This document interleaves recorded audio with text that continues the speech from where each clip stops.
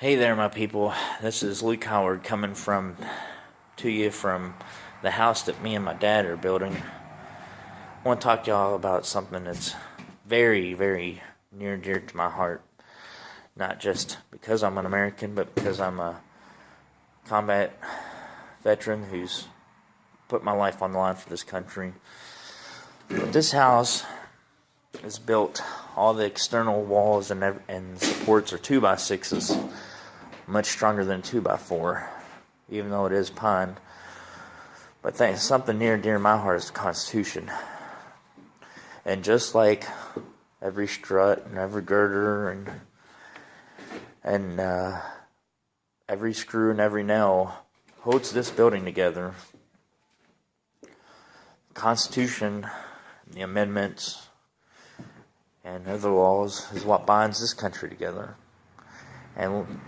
And lately, I mean the last decade, it seems like America's went from slowly letting go of our rights, not privileges, letting go of our rights, and now it's just like we're throwing them at the government like, oh, we don't need all this, just take it. And I mean, they've done such a good, the powers that be, has done such a good job of, when my parents was in school, they used to have after school programs where they would bring their 22s and stuff to school and shoot. They would have classes. They would have law enforcement come in and talk to people, and they'd have classes on the Constitution. That was almost gone when I went through school. And it's non-existent now with my little brothers and my child in school. And there's a couple states that make it mandatory in college and stuff, and God bless them. I think that's the best thing possible is make it mandatory, because if you live in this country, you don't have to do everything the Constitution says, but you should know what's required of you. It was once said that the tree of liberty needs to be watered from time to time with the blood of tyrants and freemen alike.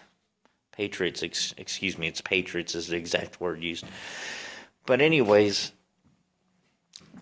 the POTUS that's in the office now, and that's about as much as I'm going to call him. I'm talking about Barry Soetoro and his husband Michael. They've pushed this agenda. Completely shoveled stuff down America's throat. And by taking stuff out of the system, whether it's the courts or the schools, and then adding all this bunch of heaping bullcrap, they've indoctrinated, almost 2 generations with falsehoods, false narratives, not telling the truth about stuff, and they don't know any of the Constitution, so they don't know that it's wrong because it's being taught to them from a standpoint that it is fact.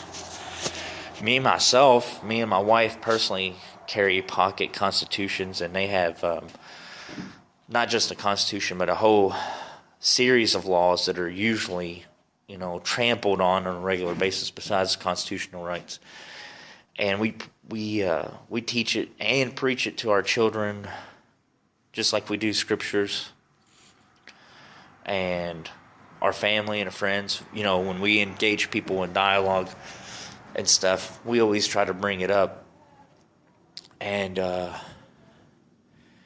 think people need to realize that it binds us all together, whether you're homosexual or you're straight, you're a Christian, or like me, you're a Messianic, whatever it is, the law still binds us together. The law saying that I can't come over your house and kill you and take everything you got, or I can't take your land, or walk around town talking about trash about you. That's just keeping us civilized more than anything. If you're doing that on a regular basis, then you either childish or you're just hasn't had somebody come giving giving you, beat you like an old dirty rug. But I'm from Kentucky, and I served a lot of time in the military and the infantry. I've lived in Wyoming, and I've lived in the mountains of eastern Kentucky, and I do that because I love to be free, and those places are free. Kentucky is in the country, which is most of Kentucky, is free, and Wyoming is very free, and I love those places. And but a lot of I've been to a lot of places. I've been to the camera's shaking. It's not me having a seizure. I'm freezing because it's like 4 degrees outside. And as you can tell, there's pretty much nothing between me and nature except some plywood. But anyways, I think we need to start. You don't have to be religious. I mean, this country was founded on Judeo-Christian principles, and people are just going to have to accept that. That's the truth. That's part of American history, and it always will be as long as we hold on to those truths. Now, do you have to agree? No, you don't have to be a Jew. You don't have to be a Christian. You don't have to be a Messianic, which I wish everyone would know the truth. But you should know the Constitution, because you live right now in the United States. Most people who's going to see this. And, if you don't know the obligations that you have, because there are obligations, they're just not the Constitution's not just a shield, but it also has a list of obligations us as Americans are supposed to uphold. Just like the water in the tree with the blood of patriots and tyrants alike. I mean, that's, I won't get into this on my soapbox on wars that we've been in and things we've perpetrated as a country. Fairly recent, I've lost a lot of good friends.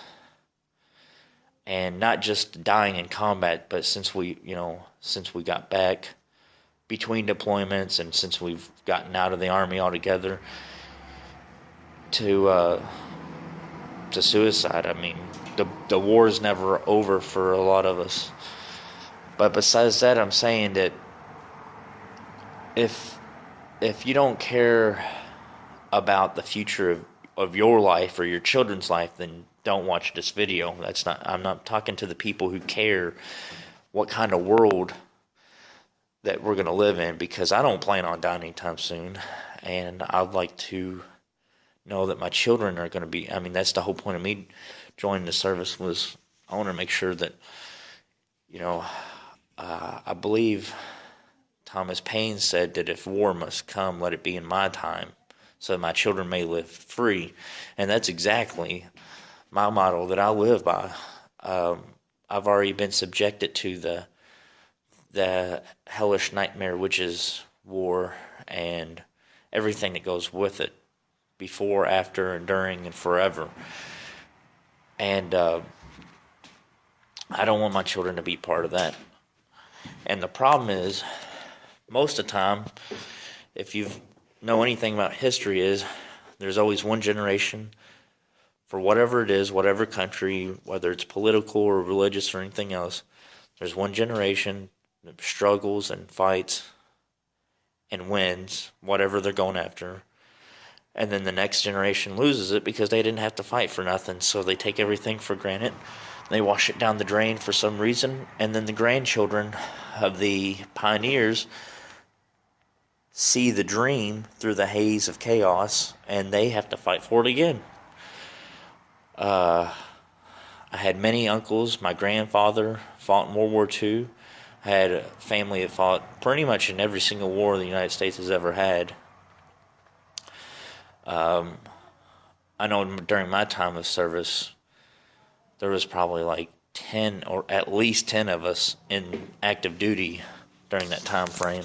I know between me and my two older brothers, we have several decades under our belts between us.